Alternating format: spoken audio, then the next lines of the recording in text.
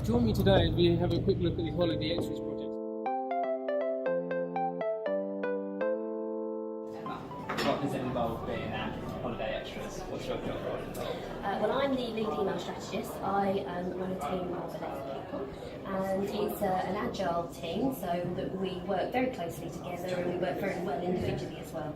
What we're really very fortunate is to be in a space like this today. You can see it's an absolutely beautiful place. We've got some beautiful views, and it's a lovely environment in which to work.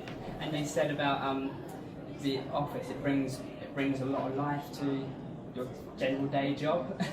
tell us what it is, what's the most important aspect of the office for you? I think for me it's having a light. I like to be out in an open environment. I like being able to hear the things that are going on, see what's going on, and have that vision and that stunning vista around us really helps, inspire your day to day. You don't have to be a creative to enjoy the view outside, but it certainly brings that positivity to your life.